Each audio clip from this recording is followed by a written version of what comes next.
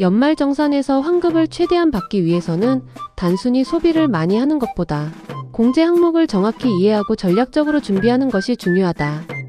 결론부터 말하자면 환급을 극대화하려면 소득공제 항목보다는 세액공제 항목을 우선적으로 활용하는 것이 체감, 환급률 측면에서 더 유리하다. 연말정산에서 크게 소득공제와 세액공제로 나뉜다. 두 제도는 모두 세부담을 낮춰준다는 공통점이 있지만 적용되는 단계와 효과의 방식이 다르다.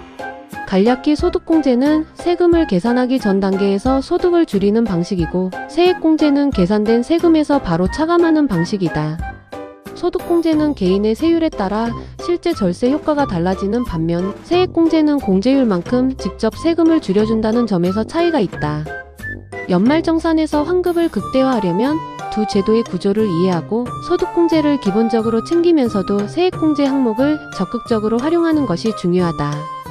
중요한 것은 소득공제와 세액공제 항목을 정확히 구분하고 이해하는 것이 첫걸음이다.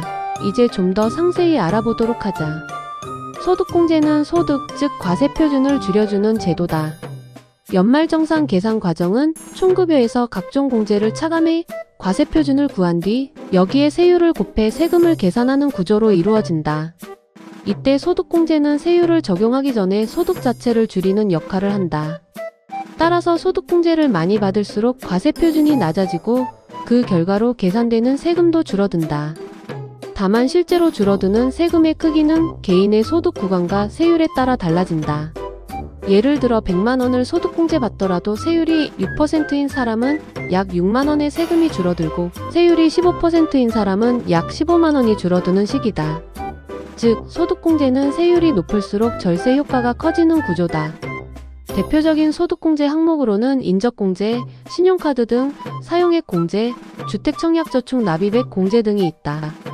반면 세액공제는 이미 계산된 세금에서 일정 금액을 직접 빼주는 제도다.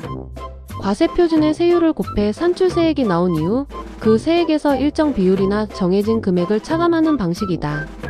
따라서 세액공제는 소득 수준이나 세율과 관계없이 공제율만큼 세금이 바로 줄어든다. 예를 들어 100만원이 세액공제 대상이고 공제율이 15%라면 15만원이 세금에서 직접 차감된다. 세율이 높든 낮든 동일한 금액이 줄어들기 때문에 체감 효과가 비교적 크고 직관적이다.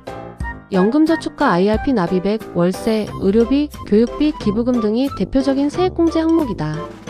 우선 소득공제 대표적인 신용카드 등 사용액 공제는 총급여의 25%를 초과한 금액부터 적용되기 때문에 기본 사용 구간은 신용카드로 채우고, 초과분은 공제율이 더 높은 체크카드나 현금 영수증 위주로 사용하는 것이 유리하다.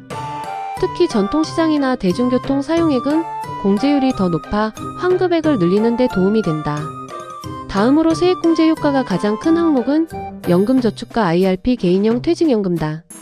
두 상품을 합산해 연간 한도까지 납입하면 세액공제를 받을 수 있으며, 소득이 높을수록 실제 환급 체감 효과가 커진다. 연말에 한 번에 납입해도 공제가 가능하기 때문에 여유자금이 있다면 연말 전에 한도를 채우는 전략이 효과적이다. 주거와 관련된 공제도 중요하다. 무주택 세대주라면 월세 세액공제를 받을 수 있고, 청약저축 납입액에 대한 소득공제도 가능하다.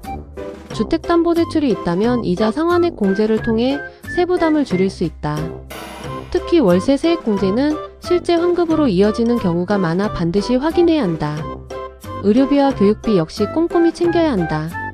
의료비는 총급여의 일정 비율을 초과한 금액부터 공제가 적용되며 본인뿐 아니라 기본공제 대상 가족의 의료비도 포함할 수 있다. 안경이나 콘택트렌즈 구입비도 일정 한도 내에서 인정된다. 교육비는 본인 대학원 등록금, 자녀 학원비 취학 전 아동, 교복 구입비 등도 공제 대상이 될 수 있다. 또한 기부금은 일정 비율로 세액공제가 적용되며, 정치자금 기부금은 일정 금액까지 전액 세액공제가 가능해 절세 효과가 크다. 마지막으로 소득이 없는 부모님이나 부양가족을 기본공제 대상으로 등록하면 인적공제를 통해 과세표준을 낮출 수 있어 환급액 증가에 도움이 된다. 결국 연말정산을 최대로 받기 위해서는 연금저축과 IRP 한도를 채우고 월세나 주택 관련 공제를 확인하며 체크카드 중심 소비 전략을 활용하고 의료비, 교육비, 기부금, 부양가족 공제를 빠짐없이 챙기는 것이 핵심이다. 사전에 계획적으로 준비할수록 환급액은 더 커질 수 있다. 연말정산에서 말하는 환급률은 정확히 말하면 각 공제 항목에 적용되는 소득공제율 또는 세액공제율을 의미한다. 이 비율에 따라 실제로 돌려받는 금액이 달라지기 때문에 어떤 항목이 몇 %의 효과를 가지는지 이해하는 것이 중요하다. 먼저 신용카드 등 사용액 공제는 소득공제에 해당한다. 총급여의 25%를 초과한 사용액부터 공제가 적용되며 신용카드는 15%, 체크카드와 현금 영수증은 30%의 공제율이 적용된다.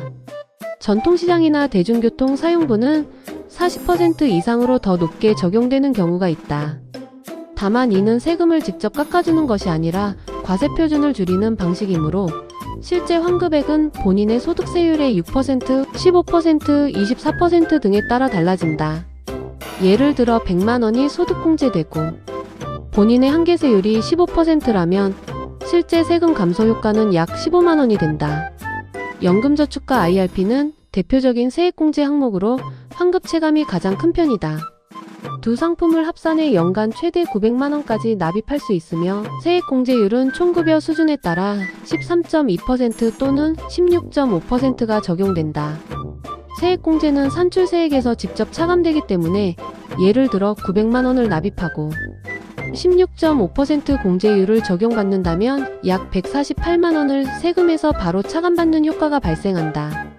월세 세액공제 역시 환급률이 높은 항목이다. 무주택 세대주이면서 일정 소득 요건을 충족하면 납부한 월세의 약 15%에서 17%를 세액공제로 받을 수 있다. 예를 들어 연간 월세로 1000만원을 지급했다면 약 150만원에서 170만원 정도의 세금 감소 효과가 발생할 수 있다. 공제 한도 내에서 의료비는 총급여의 3%를 초과한 금액에 대해 15% 세액공제가 적용된다. 예를 들어 총급여가 5천만원이라면 150만원을 초과한 의료비 지출분에 대해서만 15%가 적용된다. 난임시술비나 일부 취약계층 관련 의료비는 더 높은 공제율이 적용되기도 한다. 교육비 역시 일반적으로 15%의 세액공제율이 적용된다. 본인 대학원 등록금, 자녀 교육비 등이 해당되며 지출 금액의 15%를 곱한 금액이 세금에서 직접 차감된다. 기부금은 유형에 따라 다르지만 일반적으로 1천만원 이하 금액에 대해 15%, 초과분에 대해 30%의 세액공제율이 적용된다. 정치자금 기부금은 일정 금액까지 전액 세액공제가 가능한 구조여서 환급률이 매우 높은 편에 속한다. 정리하면 신용카드 사용액은 15에서 30%의 소득공제율이 적용되지만 실제 환급은 개인 세율에 따라 달라지고 연금저축 IRP 월세 교육비 의료비 기부금 등은 대체로 13에서 30% 수준의 세액공제율이 적용되어 세금을 직접 줄여주는 효과가 있다. 결론은 연말정산에서 환급을 극대화하려면 두 제도의 구조를 이해하고 소득공제를 기본적으로 챙기면서도 세액공제 항목을 적극적으로 활용하는 것이 중요하다. 다음 시간에는 더 유용한 정보로 찾아오겠습니다.